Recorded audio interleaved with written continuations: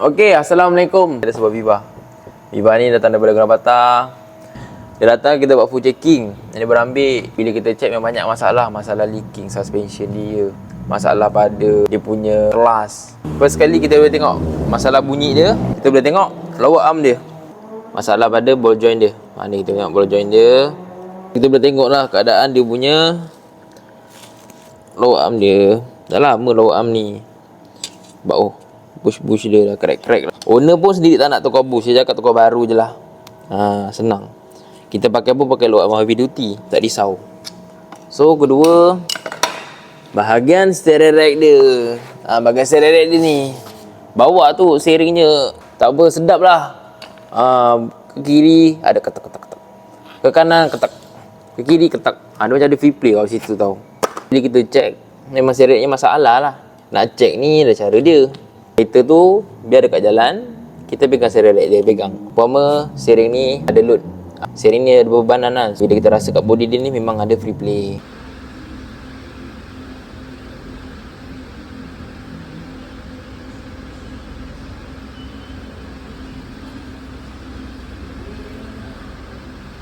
Mounting ni asalnya owner nak tukar mounting je. So bila dah tukar mounting, kita nampak memang betul lah kasar bearing dia. Bearing dia kasar. So bila dah buka mounting ni kawan dia absorber. So bila kita tengok absorbernya dah dunia cover macam gini, tengok dah bersawang lah. Nampak? So dia tak bocor tau. Dia tak bocor, tapi dia punya rebound dah tak berapa cantik. Tengok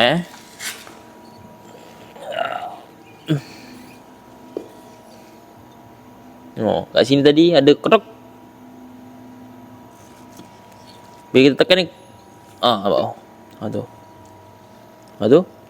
Dia punya tu dia tak semua tau. Ni kalau dia naik atas ni, dia tak mati. Tapi naik atas dia kedek. Dia rasa kat sini. Pasal kita cakap dengan owner lah. Owner cakap tukar. Pakai yang heavy duty punya, KYBRS. Dan saya terbagai suspension, leaking dia berpunca daripada mana? Ini untuk kereta manual, ni normal lah. Kalau contoh sini dah bocor, memang kurang minyak bahagian gearbox. So apa solutionnya? Solutionnya memang nak kena overhaul gearbox tu. Nak kena buka casingnya, tukar dia punya seal dia ni. So kita pun dah siap overhaul lah. Kita tengok gear-gear ada apa semua okey, cantik. Kita siap cuci, bersihkan macam gearbox baru.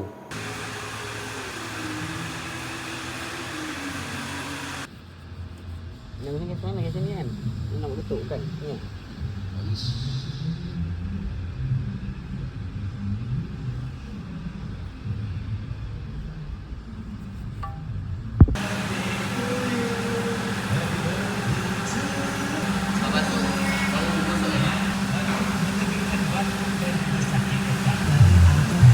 Bila dah turun gearbox, kita tengok clutch plate dia.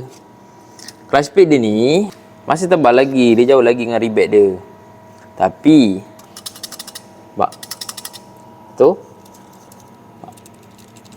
Nampak? Dia dah berbunyi kat damper clutch dia ni. Damper spring dia ni. So, cakap dengan owner, takkan nak pakai balik kan? Boleh nak pakai balik, tapi ada bunyi pada bearing lah. Bearing kelas dengan damper spring ni. Bunyi dia macam bila lepas kelas, nanti kerak. Bila ada pressure, bearing tekan, dia senyap. So, dia pun cakap nak tukar sekali. Jangan lupa OIC dashar dengan OIC flywheel. Okey. Viva tak lekang dengan bahagian bar cover leaking. Kita Viva owner ni lah, customer ni. Leaking dia daripada atas turun ke bawah. Leaking dia, kadang-kadang kita nak kena tengok tau. Setiap poin-poin dia tu. Kalau kita tengok daripada atas tu dah ada leaking, bahagian bar cover, o-ring housing tu ada leaking, settle ke atas dulu. Sebab kadang-kadang kita tengok, area oil sum ni kan, tapi oil sum ni kalau nak buka leceh. Tapi bila kita nampak leaking daripada atas, bar cover dengan o-ring housing ni, kita boleh tengok tu situ. Tu nak kena buka adapter ni, kita dah siap cuci lah. Tu adapter ni kita dah buka. Housing, bar covernya pun kita dah buka. So barulah kita boleh cakap bagi owner running dulu dalam 2-3 minggu kita tengok ada leaking lagi. Sebab jarang-jarang kan kalau contoh kereta ni nak leaking oil sum. Melainkan sebelum ni ada buat penukaran oil sum kan. Dah sebulan ke 2 minggu ada leaking lagi, tu nak kena tengok balik. Macam bakal Viva ni, sebab kenapa kita tukar one set, tak tukar gasket dia saja. Tu. Ni bekas lama. Bekas lama. Dia punya efek apa? Kita boleh tengok plug dia. Plug dia sebelum ni masuk minyak tau. Nampak tu, bocor plug dia. Katanya tiba-tiba tak ada power, 2 silinder. Diorang dah potting, diorang nak lepaskan plug seal ni kan. Nak masukkan plug seal baru. Sebab benda ni dia mold dia plastik. Memang tak boleh, dia mati. Seeloknya tukar je one set. Harga pun tak jauh. Seeloknya memang tukar one set, lagi bagus. Dan jangan lupa Bakabo punya breather hose. Breather hose ni kan, kena tengok lubang dia. Kalau tidak, udara panas dia tak dapat keluar. Mana tak leaking je. Dia sebab leaking, first kali penggunaan minyak. Minyak kena berkualiti, editingnya bagus. Lagi satu pengudaraan dia. Bila pengudaraan dia sumbat, minyak je berkerak apa semua, macam mana udara nak keluar. Macam gitulah.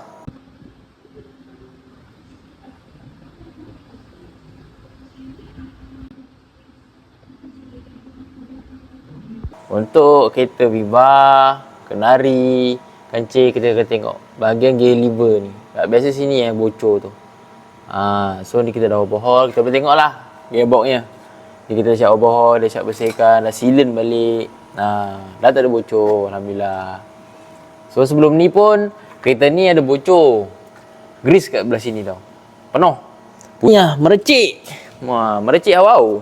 Jadi tengok merecik sebelum ni kat sini. So ni kita dah bersihkan lah.